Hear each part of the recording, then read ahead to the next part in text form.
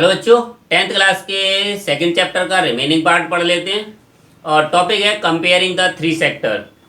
इस टॉपिक में आपको तीनों सेक्टर के कंपैरिजन पढ़ने हैं प्रोडक्शन एक्टिविटीज के बिहाफ पर। तो इस पार्ट में आपको तीनों सेक्टर की प्रोडक्शन एक्टिविटीज के बारे में पता करना है।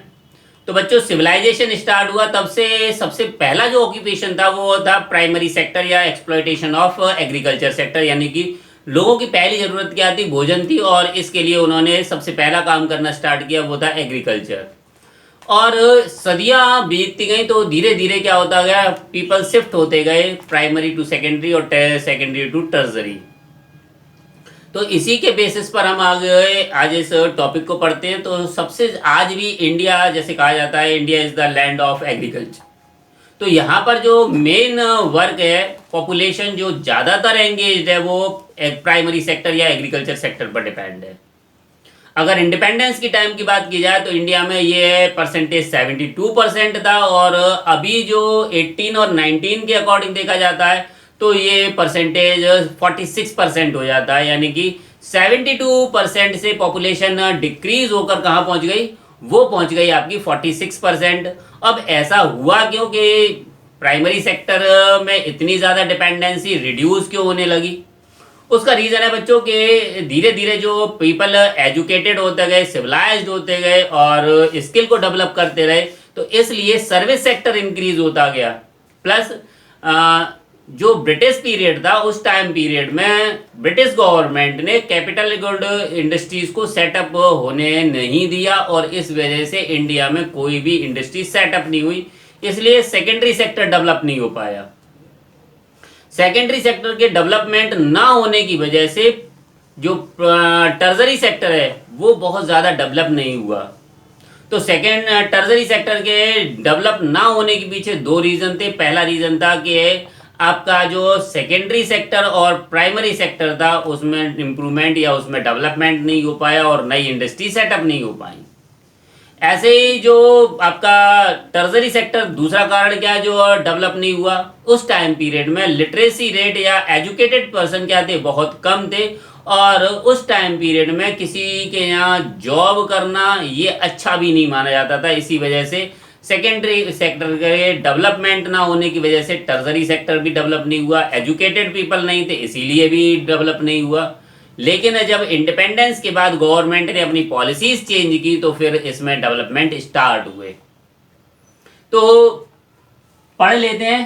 पहला है various production activities done by the primary, secondary and tertiary sector. दूसरी बात, in India mostly people are engaged in primary sector and lowest in secondary sector. आज भी इंडिपेंडेंस के 70 ईयर कंप्लीट होने के बाद भी सेकेंडरी सेक्टर में टोटल पॉपुलेशन का जो परसेंटेज है सेकेंडरी सेक्टर में वो 21% है, और 46% एग्रीकल्चर का। रेस्ट ऑफ पर्सन यानी कि मोर देन 30% लोग किस पर एंगेज हैं? वो टर्जरी सेक्टर में। इसके बाद आता है हम इन में जो प्रोडक्शन एक्टिविटीज हो रही हैं, उन प्रोडक्शन एक्टिविटीज की वजह से जो आउटपुट प्रोड्यूस हो रहा है वो आउटपुट को हम कैसे कैलकुलेट करेंगे? क्योंकि इनके पास बहुत सारी गुड्स और सर्विसेज कंट्री में प्रोड्यूस होती हैं और इनकी काउंटिंग किया जाए तो शायद लगता है कि इम्पॉसिबल काम है। लेकिन अगर हम इनको कैटेगराइज कर देते हैं तो आसानी से ये कैलकुलेट हो सकती हैं, उनकी काउंटिंग हो सकती है कि उनकी वैल्यू कितनी है और नेशनल इनकम में उनका कॉन्ट्रीब्यूशन क्या है। इस बेसिस पर दो टाइप की गुड होती हैं, एक कहलाती है फाइनल गुड और दूसरी कहलाती है इंटरमीडिएट गुड। फाइनल गुड वो गुड होती है जो फाइनल यूजर्स तक पहुंचती है। बच्चों, यहाँ मैं आपको बता देता हूँ, दो फाइनल यूजर होते हैं, एक consumer, those who are consume the goods and services, और दूसरे प्रोड्यूसर भी फाइनल यूजर ही होते हैं। जैसे एक कार मैंने खरीदी फॉर अपने कंजम्पशन के लिए, अपने यूज के लिए, तो वो कंज्यूमर गुड हो गई और वो फाइनल गुड भी हो गई। ऐसे यही कार किसी टैक्सी ड्राइवर ने प्रॉफिट अर्निंग के लिए की जाए तो टैक्सी ड्राइवर क्या करेगा? अपने बिजनेस करेगा, उससे उसे अर्निंग होगी। लेकिन कार में वो कोई चेंज नहीं करेगा। तो वो जो कार टैक्सी ड्राइवर ने खरीदी तो उसके लिए तो वो प्रोड्यूसर होगा, तब भी वो फाइनल गुड है। मैंने खरीदी तो मेरे कंजम्पशन के लिए है, इसीलिए वो भी फाइनल गुड है। तो फाइनल गुड दो टाइप से हो सकती हैं, या तो वो कंज्यूमर कंज्यूम करे या फिर वो प्रोड्यूसर यूज करे। दूसरी बात, इन ये प्रोडक्शन बाउंड्री के बाहर होती हैं, इसका मतलब है कि इनमें कोई चेंजेस पॉसिबल नहीं होते। अब केवल इनको कंज्यूम किया जा सकता है। जैसे ये मार्कर है, ये मैं फाइनल यूजर हूं इसका, अब इसमें मैं कुछ नहीं चेंज कर सकता, केवल क्या कर सकता हूं, बोर्ड पर इस पर लिख सकता हूं, तो ये मेरे लिए क्या हुई, फाइनल गुड है। फिर इनकी जो वैल्यू है वो नेशनल इनकम के एस्टिमेशन में इंक्लूड की जाती है। उसका रीजन क्या है, क्योंकि इनके फाइनल पेमेंट हो चुके हैं, अब इनमें कोई चेंजेस पॉसिबल नहीं है, तो फिर इनकी वैल्यू को नेशनल इनकम में इंक्लूड किया जाता है। दूसरी गुड क्या होती है, दूसरी होती है इंटरमीडिएट गुड। ये वो गुड होती हैं जो दो टाइप से यूज की जाती हैं, या तो प्रोडक्शन में रॉ मटेरियल के रूप में यूज की जाएंगी, या फिर रीसेल के लिए यूज की जाएंगी। जैसे आपने मोबाइल परचेज किया, किससे, एक मोबाइल डीलर से। मोबाइल डीलर कहां से खरीद के लाया, वो खरीद के लाया इंडस्ट्री से। किसके लिए, रीसेल के लिए। तो एक तो रॉ मटेरियल के लिए, दूसरा रीसेल के लिए, दोनों ही कंडीशन में उनकी वैल्यू में कुछ चेंजेस आते हैं। जैसे अगर वीट से फ्लोर बनाया, तो वीट की प्राइस किस में शामिल है, फ्लोर की प्राइस में शामिल है, ऑलरेडी इंक्लूडेड है। तो वीट रॉ फ्लोर के लिए क्या हो जाएगा, रॉ मटेरियल हो जाएगा। फ्लोर से ब्रेड बनाई, तो फ्लोर की प्राइस या फ्लोर की वैल्यू किस में शामिल है, वो ब्रेड में शामिल है। और ब्रेड को फाइनली कंज्यूमर ने कंज्यूम कर लिया, तो ब्रेड तो फाइनल गुड हो गई, और फ्लोर और वीट क्या हो गया, वो इंटरमीडिएट गुड हो गई। अब इन दोनों की वैल्यू ऑलरेडी ब्रेड की प्राइस में इंक्लूड है। अगर ऐसा नहीं करेंगे कि ब्रेड की ही प्राइस लेंगे और वीट की भी ले लें, फ्लोर की भी ले लें, तो इससे क्या होगा, एक ही प्रोडक्ट की काउंटिंग 3 बार हो जाएगी, उसकी वैल्यू 3 बार काउंट होगी, एक बार वीट के रूप में, दूसरी बार फ्लोर के रूप में, तीसरी बार ब्रेड के रूप में। तो आपको क्या होगा, पैसा बढ़ा हुआ तो नजर आएगा, लेकिन वास्तविकता में वो पैसा होगा नहीं। इसलिए क्या करते हैं, इंटरमीडिएट गुड की प्राइसेस को नेशनल इनकम अकाउंटिंग में इंक्लूड नहीं करते। बच्चों नेक्स्ट टॉपिक है जीडीपी। अब जीडीपी क्या होता है, जीडीपी एक कंट्री की डोमेस्टिक इनकम होती है, total money value of goods and services produce in A domestic territory. तो यहाँ पर जो वैल्यू ली जाती है वो फाइनल गुड्स की ली जाती है। एक साल में जितनी भी फाइनल गुड और सर्विसेज प्रोड्यूस हुई हैं, उन फाइनल गुड की टोटल मनी वैल्यू को जीडीपी बोलते हैं। तो simple definition, it is the total value of final goods and services in a country in a particular year. तो एक साल में एक कंट्री में जितनी भी फाइनल गुड और सर्विसेज प्रोड्यूस हुई हैं, उनकी मनी वैल्यू जीडीपी कहलाती है। अब ये कैलकुलेट कैसे होती है बच्चों, तो हमारे पास अभी हमें पता है कि हमारे पास 3 सेक्टर हैं। कौन कौन से, पहला है प्राइमरी। इस प्राइमरी सेक्टर में जो भी गुड्स प्रोड्यूस की जाएगी, जैसे हमने प्राइमरी सेक्टर में वीट प्रोड्यूस किया, तो ये तो उसका आउटपुट हो गया। इसे प्रोड्यूस करने के लिए कुछ इनपुट भी तो लगे होंगे, जैसे वीट का सीड वो इनपुट है, फर्टिलाइजर वो इनपुट है, कुछ पेस्टिसाइड्स यूज किए हुए वो आपका इनपुट है। इस इनपुट के साथ तो यहां पर हमने कुछ इनपुट्स भी दिए। आउटपुट जो था, जो फार्मर ने सेल किया, वो 500 का था, और जो इनपुट लगाए थे वो उसने 200 के लगाए। तो प्राइमरी सेक्टर में फाइनल गुड जो प्रोड्यूस हुई, वो उसकी वैल्यू कितनी हो गई, एक्चुअल वैल्यू उसकी कितनी हुई, 500 माइनस 200 इक्वल्स टू 300, यानी कि ये वैल्यू ऐड की गई। किसमें, ये वैल्यू ऐड की गई इनपुट की वैल्यू में, तब वो 500 का वीट तैयार हुआ। या हम ऐसे भी कह सकते हैं कि 500 में 200 क्या है, इंक्लूडेड है। अब ये जो 300 रुपीज उसने चार्ज किए, वो किसके लिए किए, वो चार्ज किए उसने जो फैक्टर्स इन्वॉल्व किए उस वीट के प्रोडक्शन के लिए। जैसे उसने लैंड का यूज़ किया, उसने लेबर यूज़ की, उसने कैपिटल यूज़ की, इनकी रिवार्ड उसे दिए जाएंगे, तो वो अमाउंट जाएगा 300 के बराबर। दूसरा हमारे पास जो सेक्टर था वो था सेकेंडरी सेक्टर। इस वीट से हमने क्या बना लिया, इस वीट से हमने फ्लोर बना लिया, और ये फ्लोर मैंने यानी कि इंडस्ट्री ने, ये उसने 700 रुपीज में सेल कर दिया। अब इस फ्लोर का जो इनपुट है, इसका इनपुट क्या है बच्चों, वो है आपका वीट। जब ये वीट, अब वीट हमें कितने का मिला था, यानी कि इस इंडस्ट्री को वीट कितने का मिला था, वो मिला था 500 का। अब इसने कितनी वैल्यू ऐड की, तो 500 माइनस 200। इसके बाद आता है टर्जरी सेक्टर, जिसने क्या किया, जैसे टर्जरी सेक्टर, इस फ्लोर से ब्रेड बन गई और इस ब्रेड को बाजार तक सेल किया, तो बाजार में तो सेल हुआ, बाजार क्या हो जाएगा, टर्जरी सेक्टर हो जाएगा। जहां पर इस ब्रेड को सेल कर दिया गया कितने रुपए में, 1000 रुपए में, यानी कि इस ब्रेड में इस फ्लोर की प्राइस शामिल है, तो वो कितनी हो गई 700। वैल्यू कितनी ऐड हुई, वो हुई 300। अब टोटल वैल्यू कितनी आ गई, वो कितनी आई बच्चों, तो प्राइमरी सेक्टर ने सेल किया था कितने का, 500 रुपीज का। सेकेंडरी सेक्टर ने उसे कितने में ऐड किया, उसने ऐड कर दिया 200 रुपीज।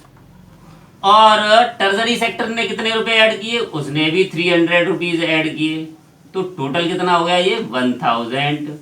फाइनली ये ब्रेड सेल कितने की हुई थी, ये भी सोल्ड हुई थी 1000 में, और यहाँ जो वैल्यू ऐड होकर आ रही है वो भी कितनी है, 1000। अगर इसमें वेरिएशन आता है बच्चों, तो फिर आपका जो कैलकुलेशन है वो रॉन्ग है। तो फाइनल यहाँ से और यहाँ तक पहुँचने में 500 रुपये का वीट कितने में कन्वर्ट हो गया, 1000 रुपये की ब्रेड में कन्वर्ट हो गया। तो जो पेमेंट कंज्यूमर ने किया था, कितना किया था बच्चों, वो 1000 रुपये किया था, उसने फाइनली जो 1000 रुपये में ब्रेड परचेज की थी। दूसरा, इन सब की वैल्यू भी क्या हो गई, 1000 हो गई, जो डिफरेंट सेक्टर्स ने क्या की थी, ऐड की थी। तो ये आपका क्या हो गया, जीडीपी हो। अब अगर इसको फॉर्मूले वाइज देखा जाए, तो सिंपल आपको फॉर्मूला क्या करना है, value of output by all the sector minus value of intermediate good by all the sector. इस फॉर्मूले से आप क्या करने पाएंगे, जीडीपी कैलकुलेट कर पाएंगे। तो इस तरह से आपकी ये जीडीपी कैलकुलेट हो जाएगी। बच्चों इस पार्ट में कुछ क्वेश्चंस हैं वो पढ़ लेते हैं। पहला है, which was the largest producing sector in 1771। बच्चों ये क्वेश्चन आपके पेज नंबर 24 पर है, और primary secondary and tertiary sector in India दिया हुआ है। तो इसमें पहला क्वेश्चन है, which was the largest producing sector in 1771। तो इसका आंसर है प्राइमरी सेक्टर या agriculture sector. Which is the largest producing sector in 2010 and 11। इसका आंसर है आपका टर्जरी सेक्टर। और कैन यू से which sector has grown is the most over the 40 years. तो ये भी टर्जरी सेक्टर। एंड लास्ट वन है, what was the GDP of India in 2011।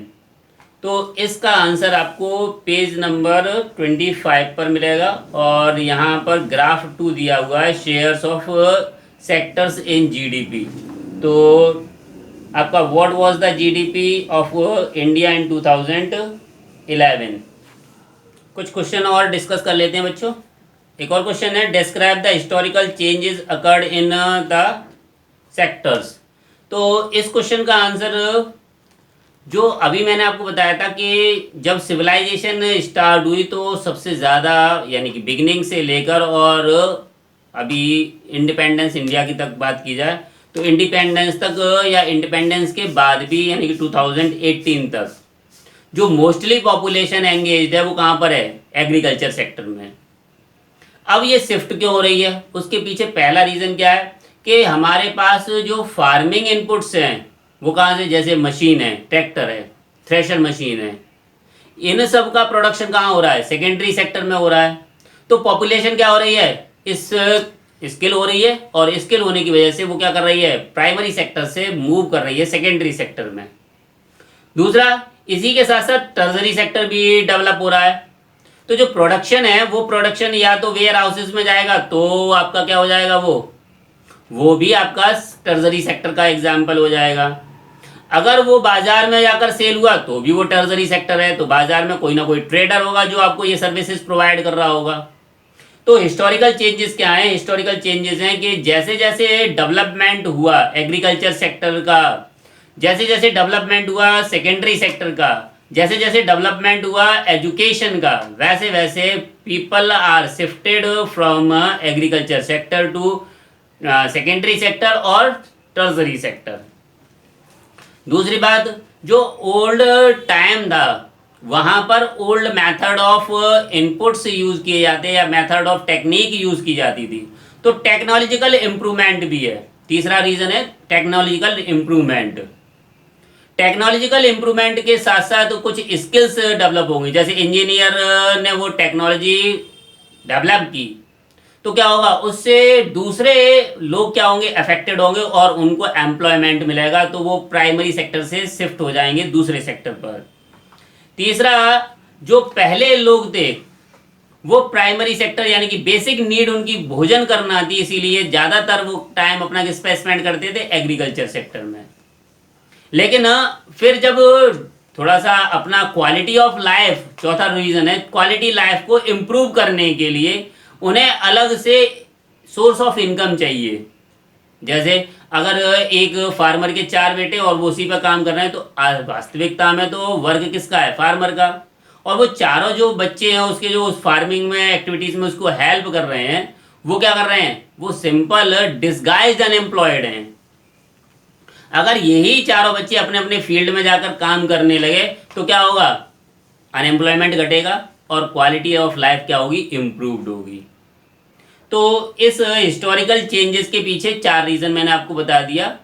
पहले तो डेवलपमेंट ऑफ सेकेंडरी और अदर सेक्टर, दूसरा एजुकेशन, तीसरा आपका टेक्नोलॉजिकल इम्प्रूवमेंट और चौथा आपका क्वालिटी ऑफ लाइफ। इन चारों की वजह से हिस्टोरिकल चेंजेस हुए और people are shifted from primary to secondary and secondary to tertiary. तीसरा है राइजिंग इंपॉर्टेंस। नेक्स्ट क्वेश्चन है बच्चों, rising importance of tertiary sector for the production. Production में टर्जरी सेक्टर की इंपॉर्टेंस क्या है? तो टर्जरी सेक्टर क्या करता है? वो आपको प्रोडक्शन में हेल्प करता है, फैसिलिटीज प्रोवाइड करता है, सर्विसेज प्रोवाइड करता है। ये सर्विसेज क्या करती हैं? उसे हेल्प करती हैं प्रोडक्शन करने में। तो सर्विसेज आपकी 2 टाइप की होती हैं, एक इकोनॉमिक सर्विसेज होती हैं, एक सोशल सर्विसेज होती हैं। इकोनॉमिक सर्विसेज में आपके क्या आती हैं? बैंकिंग है, इंश्योरेंस है, कम्युनिकेशन है, ट्रांसपोर्टेशन है। ये आपकी इकोनॉमिक सर्विसेज हैं और इनकी वजह से आपका जो क्वेश्चन क्या था? Importance of tertiary sector. तो इनकी वजह से दूसरे सेक्टर का प्रोडक्शन क्या होता है? इंक्रीज होता है। जैसे एक इंडस्ट्री ने प्रोडक्शन तैयार कर दिया लेकिन उस प्रोडक्शन को बाजार में सेल करने के लिए एडवर्टाइजमेंट करना है तो कम्युनिकेशन की ज़रूरत है, बाजार तक पहुंचाना है तो ट्रांसपोर्ट की ज़रूरत है, प्रोडक्शन करने के लिए क्रेडिट की ज़रूरत है, पैसे की ज़रूरत है तो बैंक है। ये आपका क्या है? डायरेक्टली रिलेटेड है मनी से। नेक्स्ट है आपका सोशल। सोशल में आता है 2, एक तो एजुकेशन, दूसरा आपका हेल्थ। और अगर इनमें इम्प्रूवमेंट है तो स्किल डेवलप होंगी। जैसे एक बीमार व्यक्ति उतना अच्छे काम नहीं कर सकता जितना कि एक स्वस्थ व्यक्ति काम कर सकता है। अगर वो स्वस्थ है तो प्रोडक्शन एक्टिविटीज़ में इन्वॉल्व होगा और प्रोडक्शन को पॉजिटिवली अफेक्ट करेगा, अगर बीमार है तो नेगेटिवली अफेक्ट करेगा। इसलिए टर्जरी सेक्टर क्या कर रहा है, डेवलप कर रहा है और दूसरे सेक्टर को हेल्प देता है, सर्विसेज देता है फॉर इंक्रीजिंग द प्रोडक्शन। ठीक है बच्चों, नेक्स्ट क्वेश्चन है, all of the services, all of the three sectors are not developing equally. उसका रीजन है कि वो अलग अलग सेक्टर्स अलग अलग वर्किंग से रिलेटेड होते हैं और इसलिए तीनों सेक्टर एक साथ इक्वली इंक्रीज नहीं हो रहे और डेवलप नहीं हो रहे। जैसे आज के टाइम पीरियड में प्राइमरी सेक्टर में डेवलपमेंट किस पर डिपेंड करता है, वो सेकेंडरी सेक्टर और टर्जरी सेक्टर पर डिपेंड करता है। अगर नई टेक्नोलॉजी आएंगी तो कम से कम लेबर पर ज़्यादा से ज़्यादा लोग क्या कर पाएंगे, अर्निंग कर पाएंगे। जैसे अगर एक फार्मर के 4 बच्चों का जैसे एग्जाम्पल मैंने दिया था, अगर अकेला फार्मर ही सारे खेत की जुताई कर ले और सारा काम कर ले, वो कब कर पाएगा, जब बेस्ट टेक्नोलॉजी होगी। अब ये कौन देगा, वो देगा आपका सेकेंडरी सेक्टर। और जो आउटपुट है वो बाजार तक सेल हो जाए और उसे मार्केट से उसका रिफंड मिल जाए, ये कौन करेगा, ये करेगा टर्जरी सेक्टर। तो अगर ये दोनों सेक्टर डेवलप हैं तो प्राइमरी सेक्टर क्या हो जाएगा, ऑटोमेटिकली डेवलप हो जाएगा। जबकि इंडिया में क्या हो रहा है बच्चों, इंडिया में केवल 21% people are engaged in secondary sector. तो सेकेंडरी सेक्टर डेवलप नहीं है, सेकेंडरी सेक्टर डेवलप नहीं है तो एडवांस टेक्नोलॉजी नहीं है। हमें एडवांस टेक्नोलॉजी अक्सर कर क्या करनी पड़ती है, इंपोर्ट करानी पड़ती है, तो इस पर हमारे एक्सपेंडिचर होते हैं। इस सारी समस्याओं का समाधान क्या है, इन सारी समस्याओं के increase the production capacity with the help of improvement of technology. दूसरा, आजकल क्या है, बहुत सारे लोग एजुकेशन को बहुत ज़्यादा प्रेफरेंसेस दे रहे हैं। एजुकेशन के प्रेफरेंसेस की वजह से क्या हो रहा है, लोगों के अंदर स्किल्स डेवलप हो रही हैं। उन स्किल्स की वजह से लोग प्राइमरी सेक्टर पर और सेकेंडरी सेक्टर पर फोकस ना करके, क्योंकि वहां पर रिस्क बहुत है, और सेकेंड टर्जरी सेक्टर पर केवल स्किल के डेवलपमेंट के साथ साथ अर्निंग स्टार्ट हो जाती है, इसलिए वहां रिस्क बियरिंग क्या है, लेस है। तो यहाँ पर जो एजुकेशन का स्टैंडर्ड बढ़ रहा है, हेल्थ फैसिलिटीज़ अच्छी हो रही हैं, सैनिटेशन फैसिलिटीज़ अच्छी हो रही हैं, उस वजह से आपका क्या हो रहा है, आपके स्किल डेवलप हो रही हैं, एक्सपीरियंसेस बढ़ रहे हैं, आपकी सर्विसेज के फील्ड बढ़ रहे हैं, और इस वजह से तीनों सेक्टर इक्वली डेवलप नहीं है। नेक्स्ट क्वेश्चन है बच्चों, unemployment employment share in the primary sector has not come down. तो इसका आंसर है कि आज भी जैसे इंडिपेंडेंस के टाइम पीरियड में मैंने आपको बताया था कि 72% एंगेज थे प्राइमरी सेक्टर पर, और आज भी 46% लोग एंगेज्ड हैं। तो आज भी सबसे बड़ा सेक्टर है, यहाँ पर सबसे ज़्यादा लेबर फोर्स काम करती है कंपैरेटिवली टर्जरी सेक्टर और सेकेंडरी सेक्टर के। और इसका रीज़न ये है कि यहाँ पर आज भी बहुत सारा जो एरिया है वो रूरल है। रूरल एरिया की होने की वजह से जो मेन ऑक्यूपेशन है उन रूरल एरियाज़ में मेन ऑक्यूपेशन वो आपका एग्रीकल्चर एक्टिविटीज़ का है, और इस वजह से इंडिया में आज भी सबसे बड़ा जो सेक्टर है वो आपका प्राइमरी सेक्टर है। ओके, इस तरह से बच्चों ये कुछ क्वेश्चंस मैंने आपके साथ डिस्कस किए हैं जो इस पार्ट में आपसे पूछे जा सकते हैं। और भी अगर कोई क्वेश्चन आपके माइंड में है तो आप मुझे कमेंट कर सकते हैं, मैं आपको उसका आंसर दे सकता हूँ।